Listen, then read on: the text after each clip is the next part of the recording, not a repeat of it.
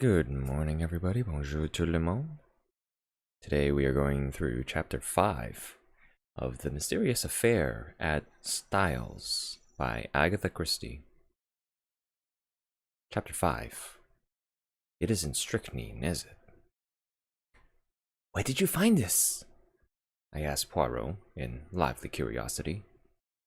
In the waste paper basket. You recognize the handwriting? Yes, it is Mrs. Inglethorpe's. What does it mean?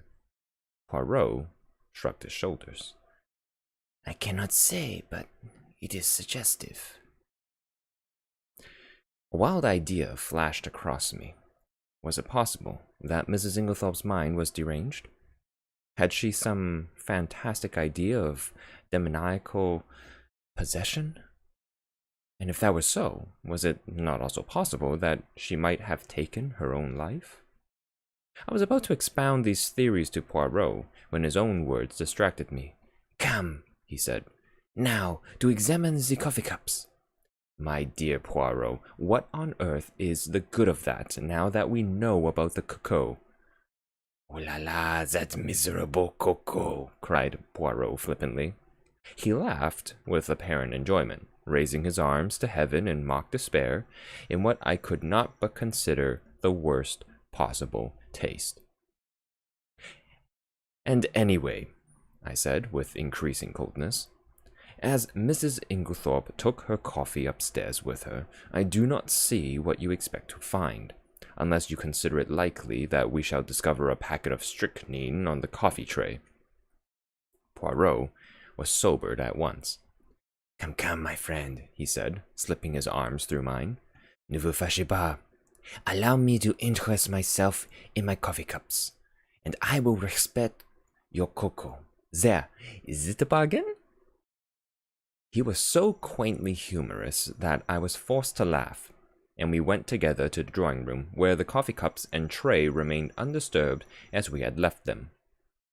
Poirot made me recapitulate the scene of the night before, listening very carefully and verifying the position of the various cups.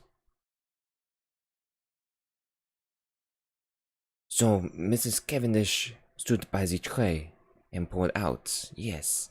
Then she came across to the window where you sat with Mademoiselle Cynthia. Yes, here are these three cups, and the cup on the mantelpiece, half drunk, that would be Mr. Lawrence Cavendish's, and the one on the tray?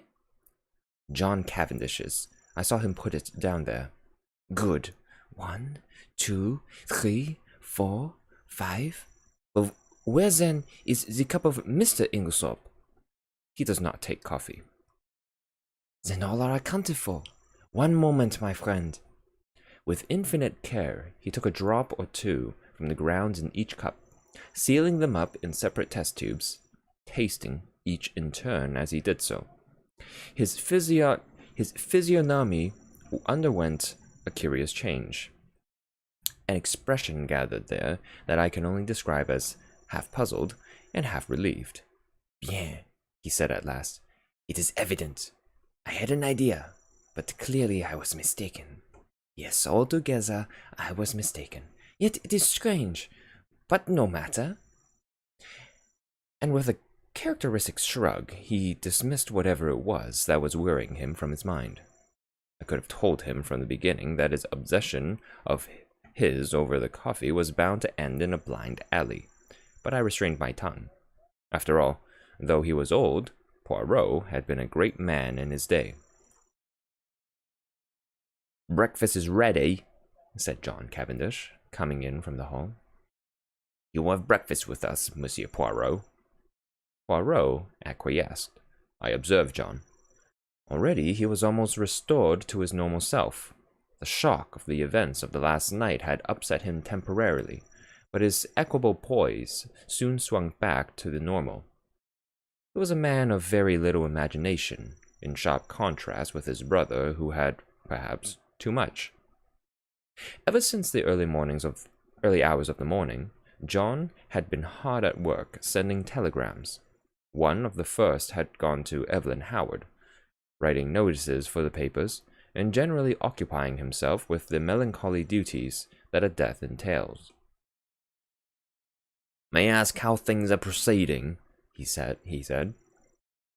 "Do your investigations point to my mother having died a natural death, or must we prepare ourselves for the worst?" "I think, Mr. Cavendish," said Poirot gravely, "that you would do well not to buoy yourself up with any false hopes. Can you tell me the views of the other members of the family?" "My brother Lawrence is convinced that we are making a fuss over nothing. He says that everything points to its being a simple case of heart failure." "He does he? That is very interesting, murmured Poirot softly. "And Mrs. Cavendish?" A faint cloud passed over John's face. "I've not the least idea what my wife's views on the subject are." The answer brought a momentary stiffness in its train. John broke the rather awkward silence by saying with a slight effort, "I told you, didn't I, that Mr. Inglethorpe has returned?" Poirot bent his head. "It's an awkward position for us all. Of course, one has to treat him as usual, but, hang it all, one's gorge does rise as sitting down to eat with a possible murderer." Poirot nodded sympathetically. "I quite understand. It is a very difficult situation for you, Mr. Cavendish. I would like to ask you one question. Mr. Inglethorpe's reason for not returning last night was, I believe, that he had forgotten the latchkey. Is not that so?" "Yes." "I suppose you are quite sure that the latchkey was forgotten, that he did not take it after all?" "I have no idea. I never thought of looking.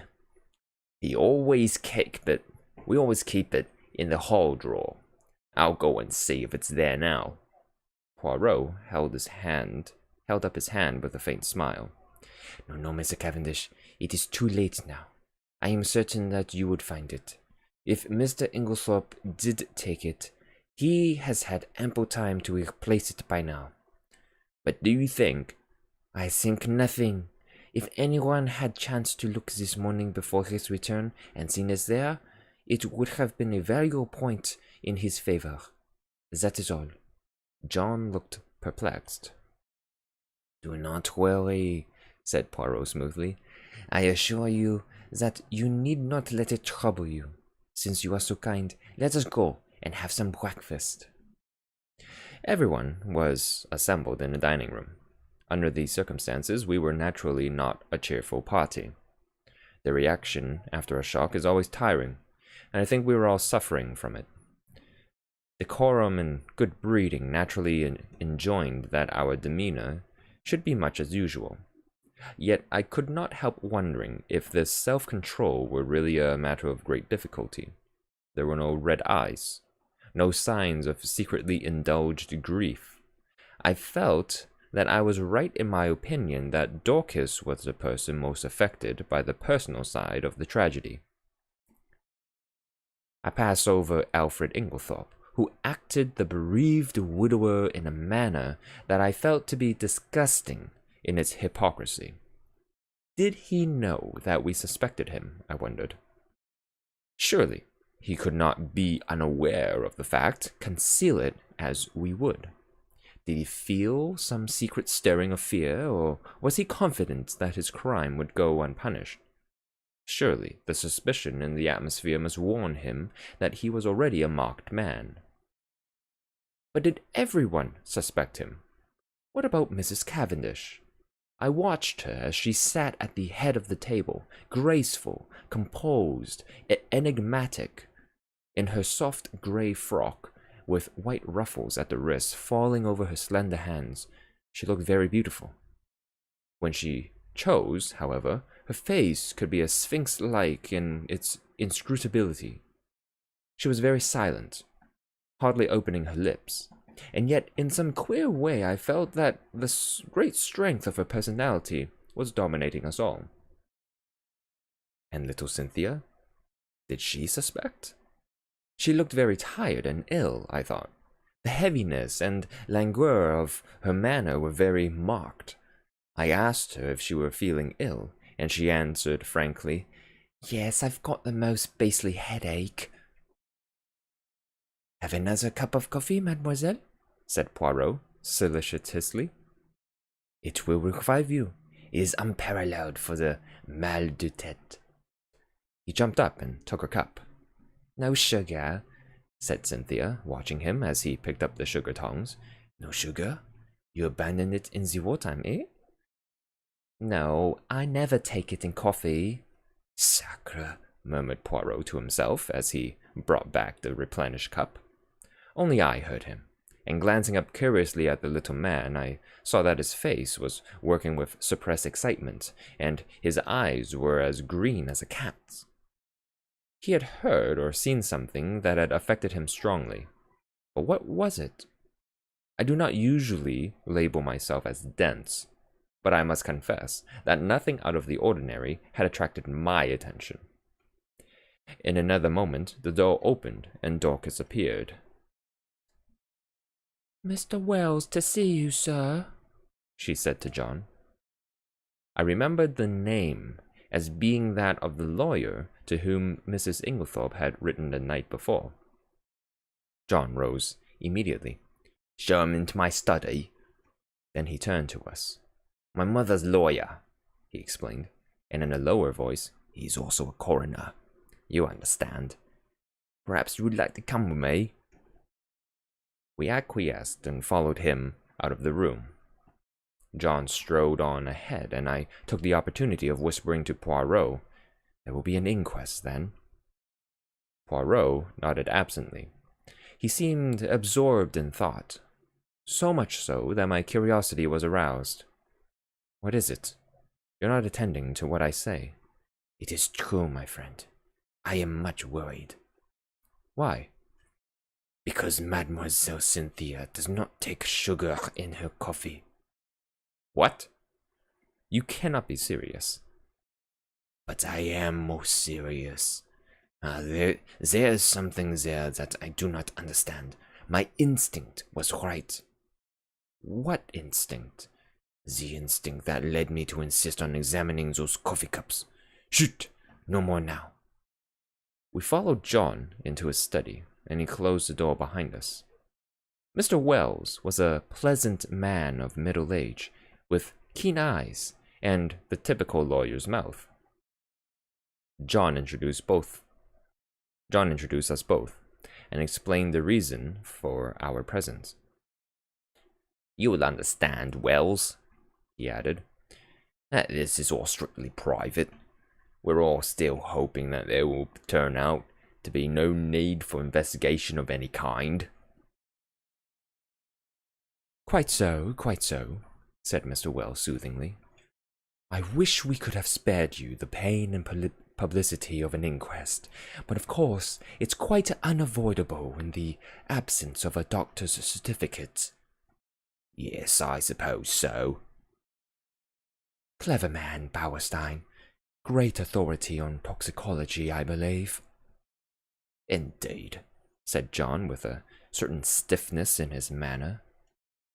Then he added rather hesitatingly, Shall we have to appear as witnesses? All of us, I mean." "You, of course, and, Mr. Inglethorpe." A slight pause ensued before the lawyer went on in his soothing manner. "Any other evidence will be simply confirmatory, a mere matter of form." "I see." A faint expression of relief swept over John's face. It puzzled me, for I saw no occasion for it. "If you know of nothing to the contrary," pursued Mr. Wells, "I had thought of Friday. That will give us plenty of time for the doctor's report. The post-mortem is to take place tonight, I believe?" "Yes." "Then that arrangement will suit you?" "Perfectly."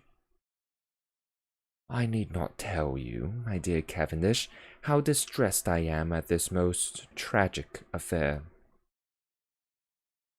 "Can you give us no help in solving it, monsieur?" interposed Poirot, speaking for the first time since we had entered the room. "I?" "Yes. We heard that Mrs. Inglethorpe wrote to you last night. You should have received the letter this morning." "I did, but it contains no information. It is merely a note asking me to call upon her this morning, as she wanted my advice on a matter of great importance." "She gave you no hint as to what the matter might be?" "Unfortunately, no." "That is a pity," said John. "A great pity," agreed Poirot gravely. There was silence.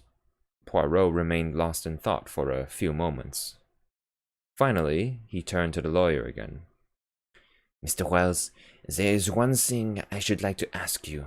That is, if it is not against professional etiquette, in the event of Mrs. Inglethorpe's death, who would inherit her money?" The lawyer hesitated a moment, and then replied, "The knowledge will be public property very soon, so if Mr. Cavendish does not object—" "Not at all," interpolated John. "I do not see any reason why I should not answer your question. By her last will, dated August of last year, after various unimportant legacies to servants, etc., she gave her entire fortune to her stepson, Mr. John Cavendish." "Was not that, pardon the question, Mr. Cavendish, rather unfair to her other stepson, Mr. Lawrence Cavendish?" "No, I do not think so. You see, under the terms of their father's will, while John inherited the property, Lawrence, at his stepmother's death, would come into a considerable sum of money.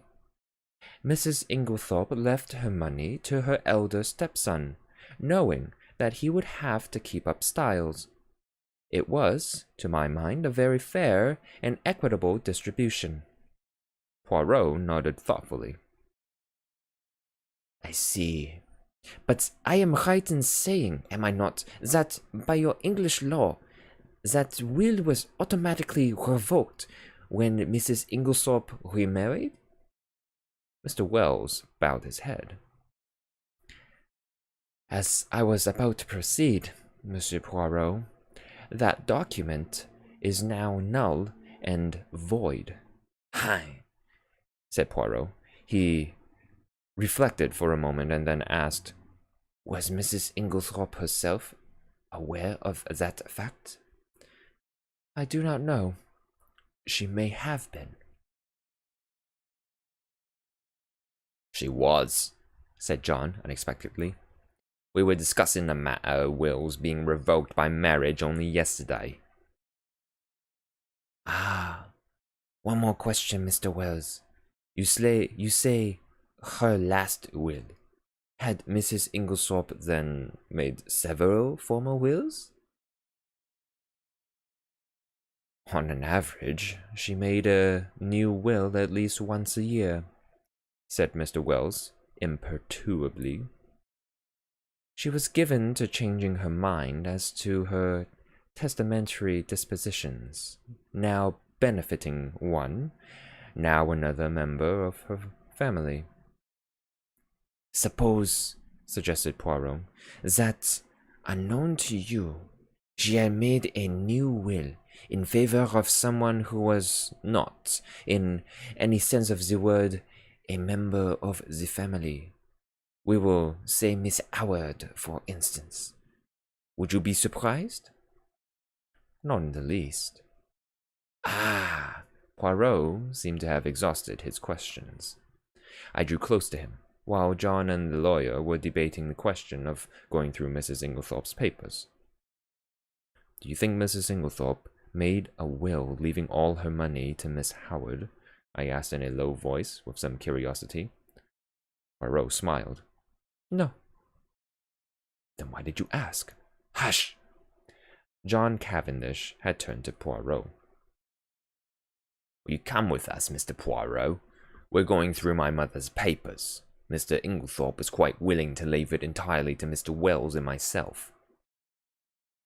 Which simplifies matters very much, murmured the lawyer, as technically, of course, he was entitled. He did not finish the sentence. We will look through the desk in the boudoir first, explained John, and go up to her bedroom afterwards. She kept her most important papers in a purple dispatch case, which we must look through carefully. Yes, said the lawyer. It's quite possible that there may be a later will than the one in my possession. There is a later will. It was Poirot who spoke. What? John and the lawyer looked at him startled. Or rather, pursued my friend imperturbably, there was one. What do you mean there was one? Where is it now? Burnt! Burnt? Yes, see here. He took out the charred fragment we had found in the grate in Mrs. Inglethorpe's room, and handed it to the lawyer with a brief explanation of when and where he had found it. But possibly this is an old will? I do not think so. In fact, I am most certain that it was made no earlier than yesterday afternoon. What? Impossible! Both simultaneously from both men. Poirot turned to John. If you will allow me to send for your gardener, I will prove it to you. Oh, of course, but I don't see. Poirot raised his hand. Do as I ask you. Afterwards, you shall question as much as you please. Very well. He rang the bell. Dorcas answered it in due course. Dorcas, will you tell Manning to come round and speak to me here? Yes, sir. Dorcas withdrew. We waited in a tense silence. Poirot alone seemed perfectly at his ease and dusted a forgotten corner of the bookcase. The clumping of hobnailed boots on the gravel outside proclaimed the approach of Manning. John looked questioningly at Poirot. The latter nodded. Come inside, Manning, said John. I want to speak to you. Manning came slowly and hesitatingly through the French window, and stood as near it as he could. He held his cap in his hands, twisting it very carefully round and round. His back was much bent, though he was probably not as old as he looked, but his eyes were sharp and intelligent, and belied his slow and rather cautious speech. Manning, said John, this gentleman will put some questions to you, which I want you to answer. Yes, sir, mumbled Manning. Poirot stepped forward briskly. Manning's eye swept over him with a faint contempt. You were planting a bed of begonias round by the south side of the house yesterday afternoon, were you not, Manning? Yes, sir, me and Willem. And Mrs. Inglethorpe came to the window and called you, did she not? Yes, sir, she did. Tell me, in your own words, exactly what happened after that. Well, sir, nothing much. He just told Willem to go on his bicycle down to the village and bring back a form of will or such like. I don't know what exactly. She wrote it down for him. Well? Well, he did, sir. And what happened next? We went on with the begonias, sir. Did not Mrs. Inglethorpe call you again? Yes, sir, both me and Willem. She called. And then? She made us come right in and sign our names at the bottom of a long paper under where she'd signed. Did you see anything of what was written above her signature? Asked Poirot sharply. No, sir, there was a bit of blotting paper over that part. And she signed where And you signed where she told you? Yes, sir. First me, and then Willem. What did she do with it afterwards? Well, sir, she slipped it into a long envelope and put it inside a sort of purple box that was standing on the desk. What time was it when she first called you? About 4, I should say, sir. Not earlier? Could it have been about 3:30? No, I shouldn't say so, sir. It would be more likely to be a bit after 4, not before it. Thank you, Manning. That will do, said Poirot pleasantly. The gardener glanced at his master, who nodded, whereupon Manning lifted a finger to his forehead with a low mumble, and backed cautiously out of the window. We all looked at each other. Good heavens, murmured John. What an extraordinary coincidence. How a coincidence? That my mother should have made a will on the very day of her death. Mr. Wells cleared his throat and remarked dryly. Are you so sure it's a coincidence, Cavendish? What you mean? Your mother, you tell me, had a violent quarrel with someone yesterday afternoon. What you mean? Cried John again. There was a tremor in his voice, and he had gone very pale. In consequence of that quarrel, your mother very suddenly and hurriedly makes a new will. The contents of that will we shall never know, but she told no one of its provisions. This morning, no doubt, she would have consulted me on the subject, but she had no chance. The will disappears, and she takes its secrets with her to her grave. Cavendish, I much fear, there is no coincidence there. Monsieur Poirot, I'm sure you agree with me that the facts are very suggestive. Suggestive or not, interrupted John. We're most grateful to Monsieur Poirot for elucidating the matter, but for him we should never have known of this will. I suppose I may not ask you, monsieur, what first led you to suspect the fact. Poirot smiled and answered, A scribbled over old envelope in a freshly planted bed of begonias.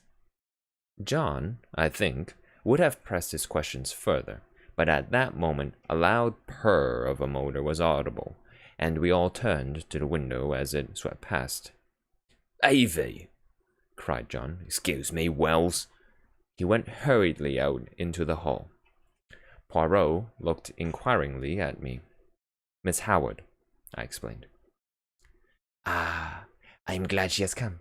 There is a woman with a head and a heart to Hastings, though the good God gave her no beauty. I followed John's example and went out into the hall, where Miss Howard was endeavoring to extricate herself from the voluminous mass of veils that enveloped her head. As her eyes fell upon me, a sudden pang of guilt shot through me. This was the woman who had warned me so earnestly, and to whose warning I had, alas, paid no heed. How soon and how contemptuously I had dismissed it from my mind. Now that she had been proved justified in so tragic a manner, I felt ashamed. She had known Alfred Inglethorpe only too well. I wondered whether, if she had remained at Styles, the tragedy would have taken place, or would the man have feared her under watchful eyes? I was relieved when she shook me by the hand with her well-remembered painful grip. The eyes that met mine were sad, but not reproachful. That she had been crying bitterly, I could tell by the redness of her eyelids, but her manner was unchanged from its old gruffness.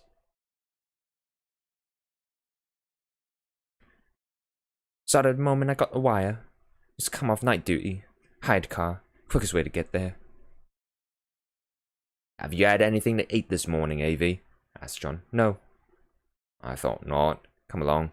Breakfast's not cleared away yet, and they'll make you some fresh tea. He turned to me.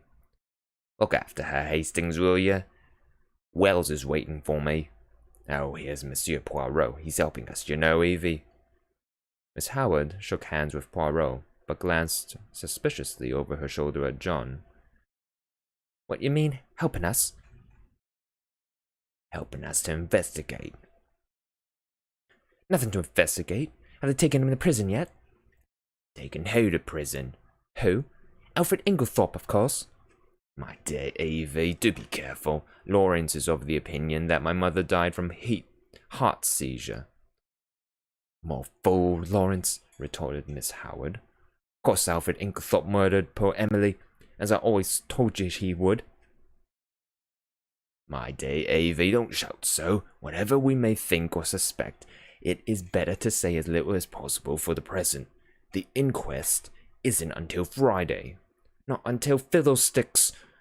The snort Miss Howard gave was truly magnificent. You're all off your heads. The man will be out of the country by then. If he's any sense, he won't stay here tamely and wait to be hanged.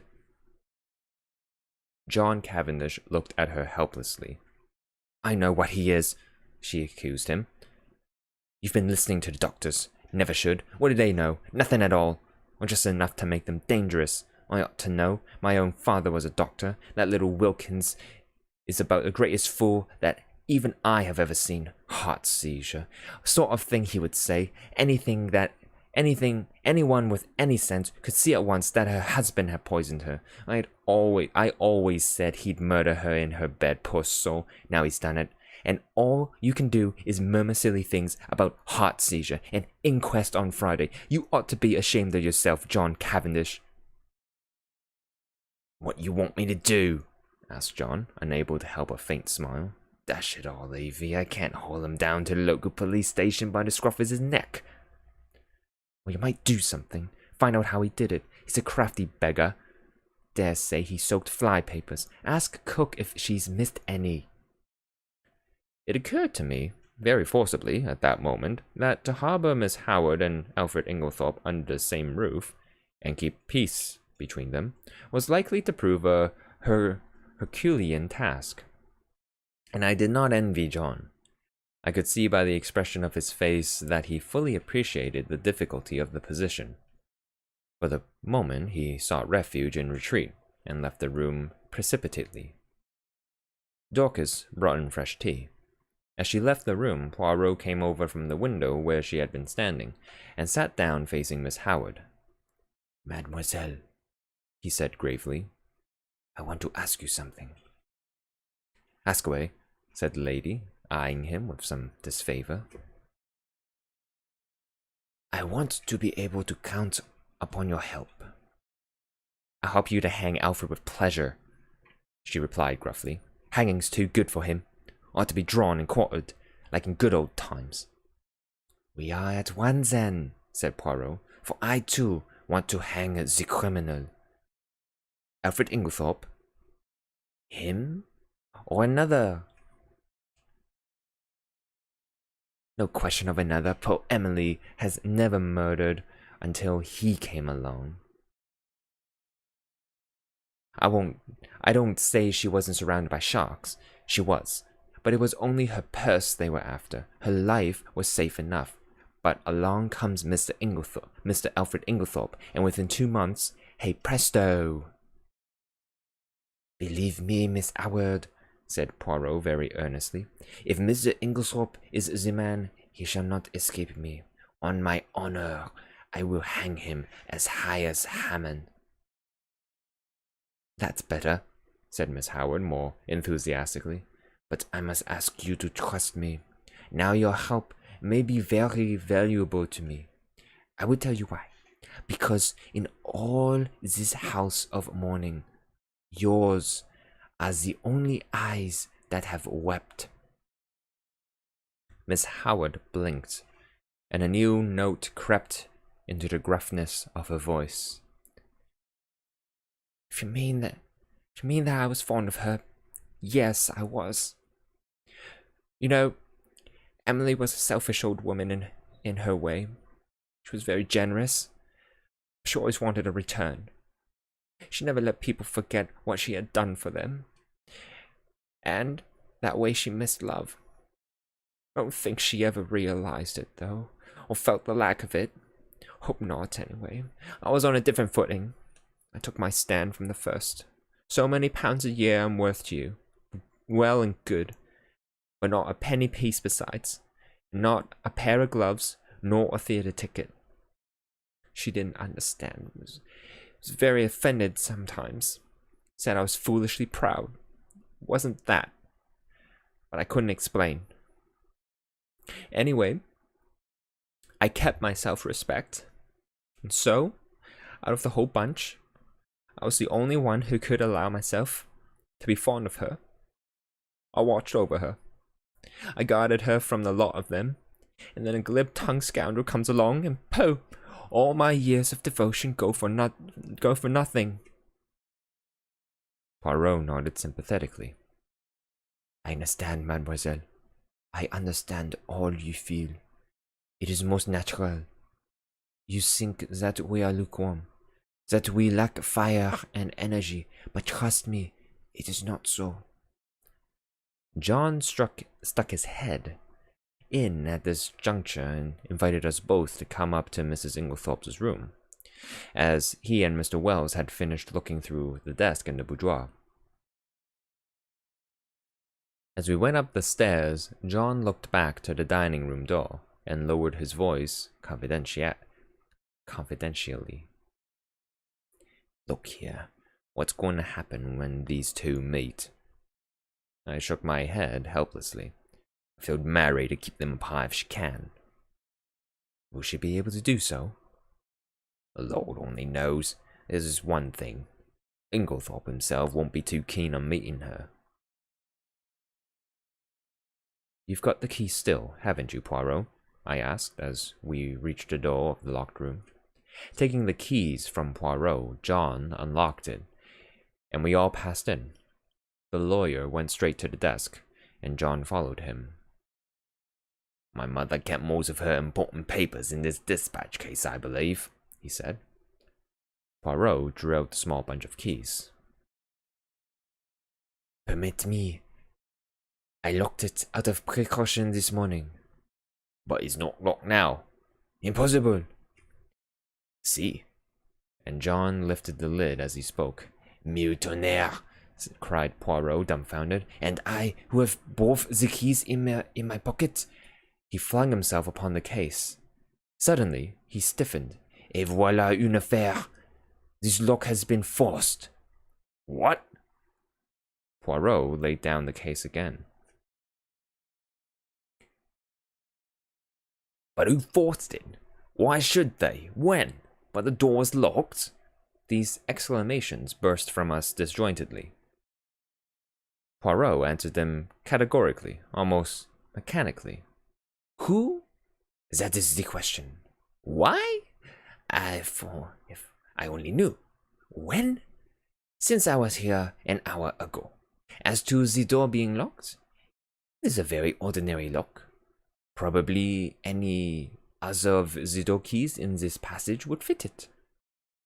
We stared at one another blankly. Poirot had walked over to the mantelpiece. He was outwardly calm, but I noticed his hands, which, from long force of habit, were mechanically straightening the spill vases on the mantelpiece, were shaking violently. See here. It was like this, he said at last. There was something in that case, some piece of evidence, slight in itself perhaps, but still enough of a clue to connect the murderer with the crime. It was vital to him that it should be destroyed before it was discovered and its significance appreciated. Therefore, he took the risk, the great risk, of coming in here. Finding the case locked, he was obliged to force it, thus betraying his presence. For him to take that risk, it must have been something of great importance. What is it? What was it? Ah, cried Poirot with a gesture of anger. that I do not know. A document of some kind, without doubt, possibly the scrap of paper Dorcas saw in her hand yesterday afternoon. And I, his anger burst forth freely. Miserable animal that I am, I guessed nothing. I have behaved like an imbecile. I should never have left that case here. I should have carried it away with me, that crippled pig. And now it is gone. It is destroyed. But what is destroyed? Is there not yet a chance? We must leave no stone unturned. He rushed like a madman from the room, and I followed him as soon as I had sufficiently recovered my wits. But by the time I had reached the top of the stairs, he was out of sight. Mary Cavendish was standing where the staircase branched, staring down into the hall in the direction in which he had disappeared. What has happened to your extraordinary little friend, Mr. Hastings? He has just rushed past me like a mad bull. He's rather upset about something, I remarked feebly. I really did not know how much Poirot would wish me to disclose. As I saw a faint smile gather on Mrs. Cavendish's expressive mouth, I endeavored to try and turn the conversation by saying, "They haven't met yet, have they?" Who? "Mr. Inglethorpe and Miss Howard." She looked at me in rather a disconcerting manner. Do you think it would be such a disaster if they did meet? "Well, don't you?" I said, rather taken aback. No. She was smiling in her quiet way. I should like to see a good flare-up. It would clear the air. At present, we're all thinking so much and saying so little. "John doesn't think so," I remarked. "He's anxious to keep them apart." "Oh, John." Something in her tone fired me, and I blurted out, "Oh, John's an awfully good sort." She studied me curiously for a minute or two, and then said, to my great surprise, "You are loyal to your friend. I like you for that." "Aren't you my friend too?" I am a very bad friend. "Why do you say that?" Because it is true. I am charming to my friends one day, and forget all about them the next. I don't know what impelled me, but I was nettled, and I said foolishly and not in the best of taste, Yet you seem so invariably charmed. Yet you seem to be invariably charming to Dr. Bauerstein. Instantly, I regretted my words. Her face stiffened. I had the impression of a steel curtain coming down and blotting out the real woman. Without a word, she turned and went swiftly up the stairs, whilst I stood like an idiot gaping after her. I was recalled to other matters by a frightful row going on below. I could hear Poirot shouting and expounding. I was vexed to think that my diplomacy had been in vain. The little man appeared to be taking the whole house into his confidence, a proceeding of which I, for one, doubted the wisdom. Once again, I could not help regretting that my friend was so prone to lose his mind in moments of excitement. I stepped briskly down the stairs. The sight of me calmed Poirot almost immediately. I drew him aside. "My dear fellow," I said, "is this wise? Surely you don't want the whole house to know of this occurrence. You are actually playing into the criminal's hands." You think so, Hastings? "I am sure of it." "Very well. Well, my friend, I will be guided by you." "Good.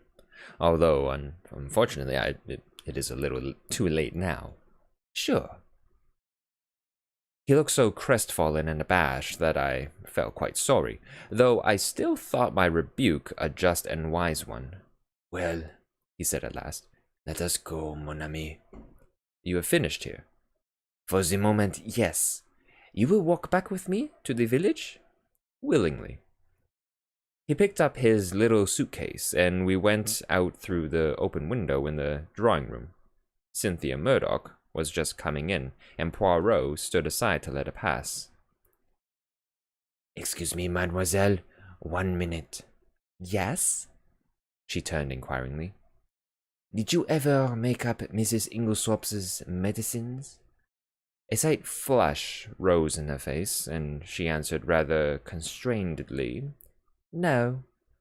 Only her powders? The flush deepened as Cynthia replied, Oh yes, I did make up some sleeping powders for her once.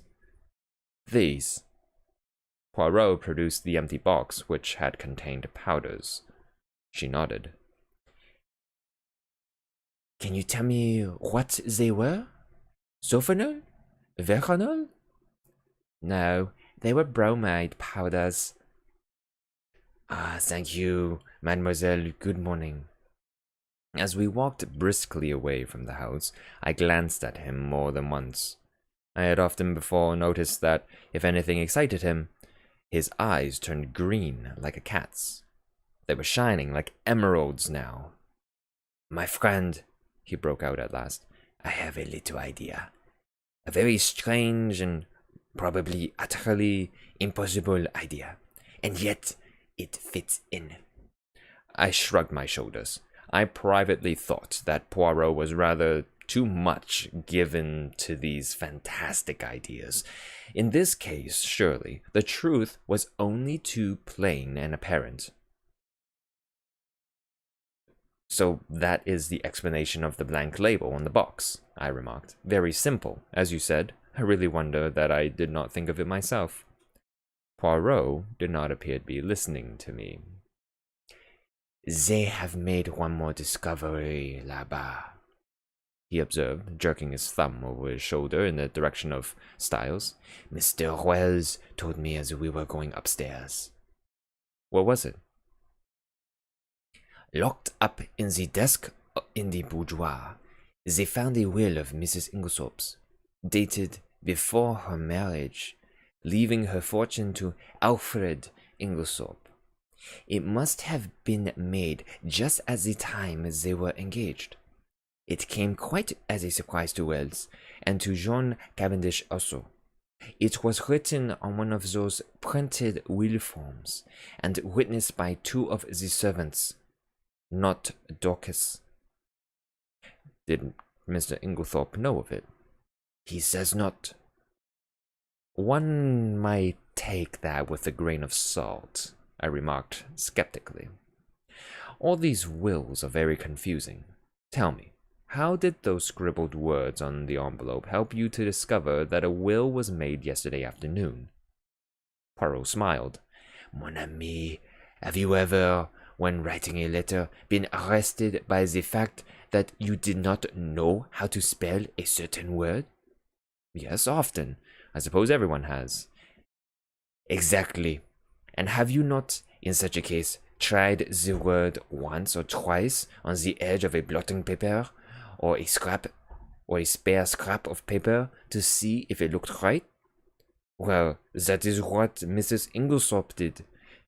You will notice that the word possessed is spelt first with 1 S and subsequently with 2 correctly.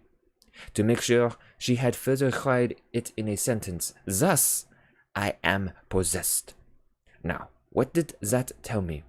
It told me that Mrs. Inglethorpe had been writing the word possessed that afternoon, and, having the fragment of paper found in the grate fresh in my mind, the possibility of a will, a document almost certain to contain that word, occurred to me at once. This possibility was confirmed by a further circumstance. In the general confusion, the boudoir had not been swept that morning, and near the desk were several traces of brown mold and earth. The weather had been perfectly fine for some days, and no ordinary boots would have left such a heavy deposit. I strolled to the window and saw at once that the begonia beds had been newly planted. The mold in the beds was exactly similar to that on the floor of the boudoir, and Also, I learned from you that they had been planted yesterday afternoon. I was now sure that one, or possibly both, of the gardeners, for there were two sets of footprints in the bed, had entered the boudoir, for if Mrs. Inglethorpe had merely wished to speak to them, she would, in all probability, have stood at the window, and they would not have come into the room at all. I was now quite convinced that she had made a fresh will, and had called the two gardeners in to witness her signature. Events proved that I was right in my supposition. That was very ingenious, I could not help admitting. I must confess that the conclusions I drew from those few scribbled words were quite erroneous.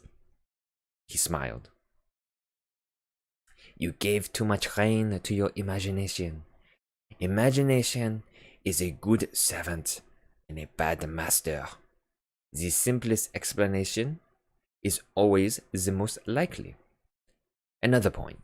How did you know that the key of the dispatch case had been lost? I did not know it.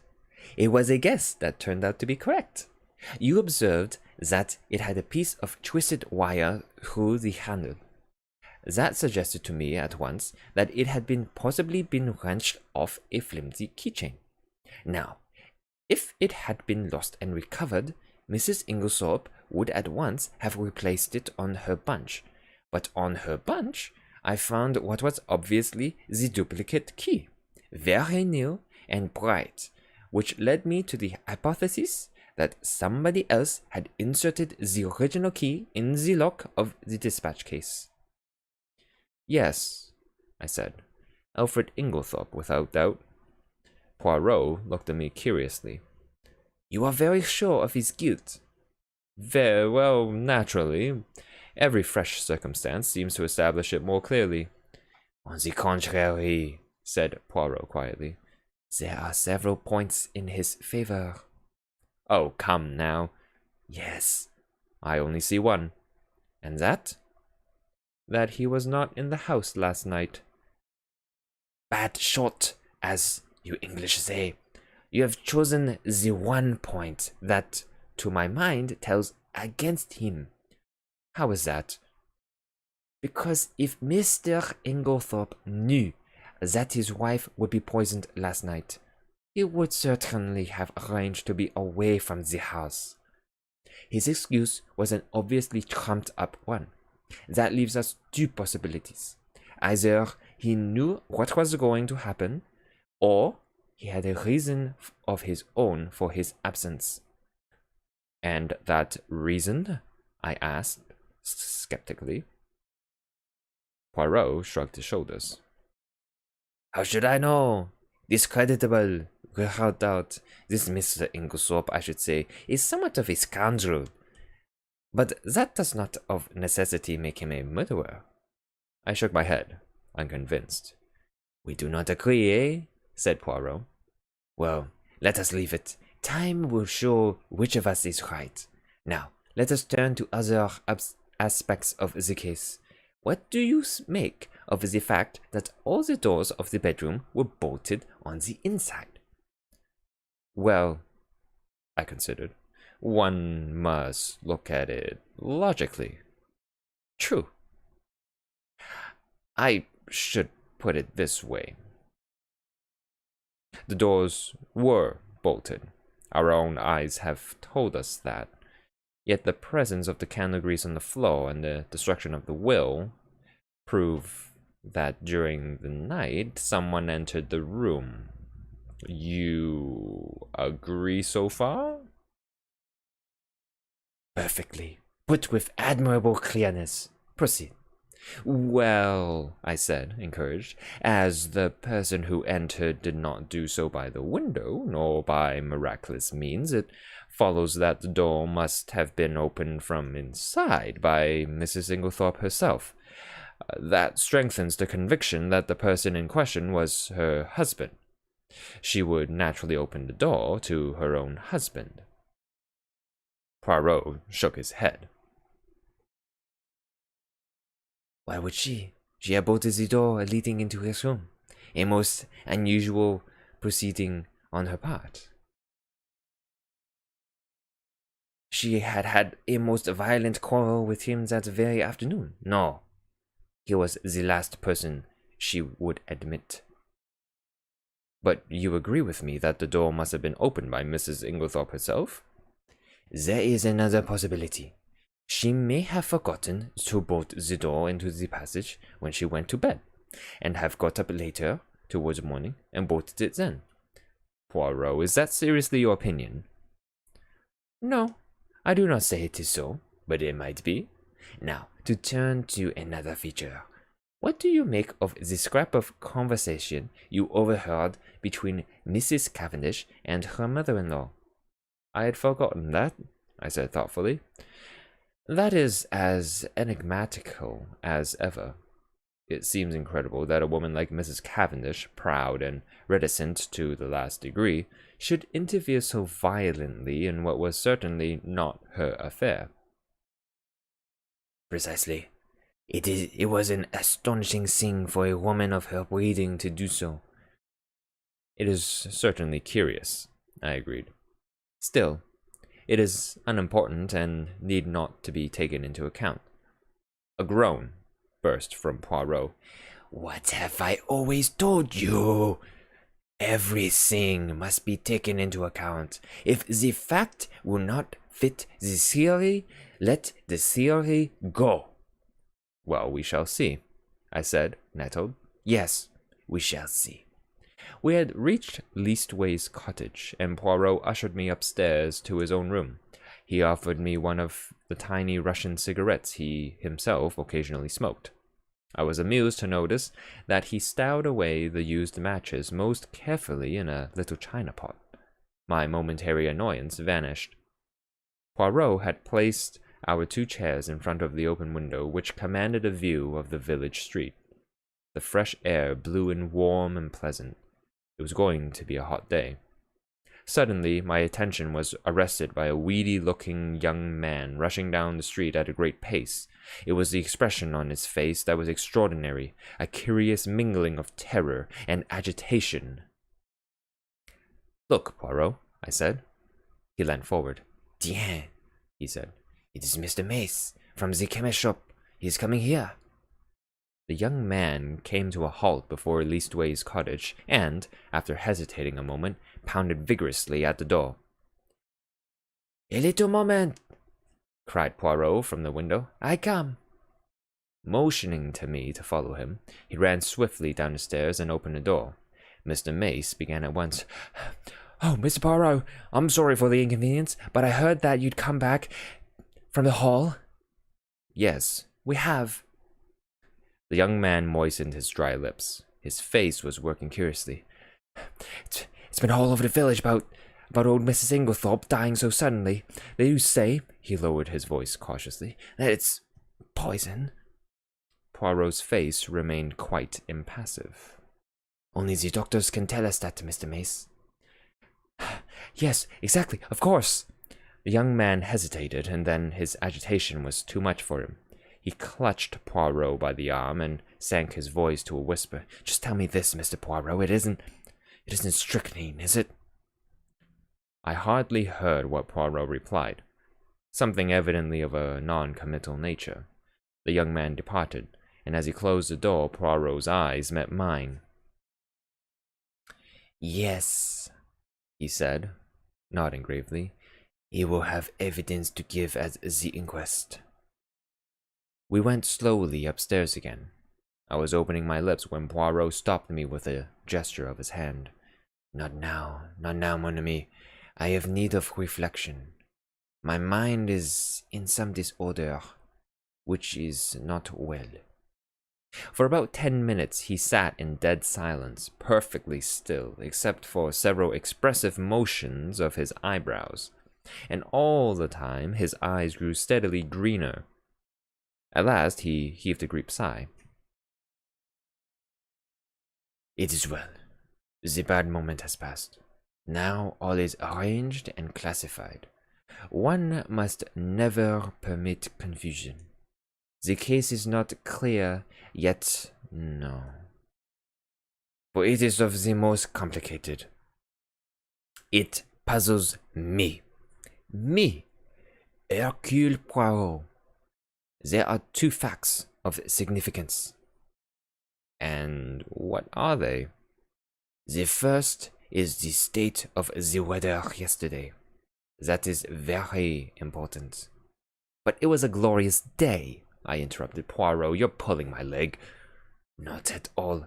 The thermometer registered 80 degrees in the shade. Do not forget that, my friend. It is the key to the whole riddle. And the second point, I asked. The important fact that Monsieur Inglethorpe wears very peculiar clothes, has a black beard, and uses glasses. Poirot, I cannot believe you are serious. I am absolutely serious, my friend, but this is childish. No, it is very momentous. And supposing the coroner's jury returns a verdict of willful murder against Alfred Inglethorpe, what becomes of your theories then? They would not be shaken because 12 stupid men had happened to make a mistake. But that will not occur. For one thing, a country jury is not anxious to take responsibility upon itself, and Mr. Inglethorpe stands practically in the position of local squire. Also, he added placidly, I should not allow it. You would not allow it? No. I looked at the extraordinary little man, divided between annoyance and amusement. He was so tremendously sure of himself. As though he read my thoughts, he nodded gently.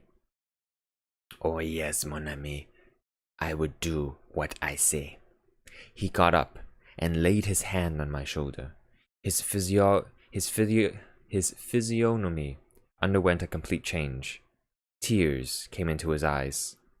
In all this, you see, I think of that poor Mrs. Inglethorpe who is dead. She was not extravagantly loved, no, but she was very good to us Belgians. I owe her a debt. I endeavored to interrupt, but Poirot swept on. Let me tell you this, Hastings. She would never forgive me if I let Alfred Inglethorpe, her husband, be arrested now, when a word from me could save him. This was chapter 5 of The Mysterious Affair at Styles by Agatha Christie. Join us next Sunday for chapter 6. Thank you for listening.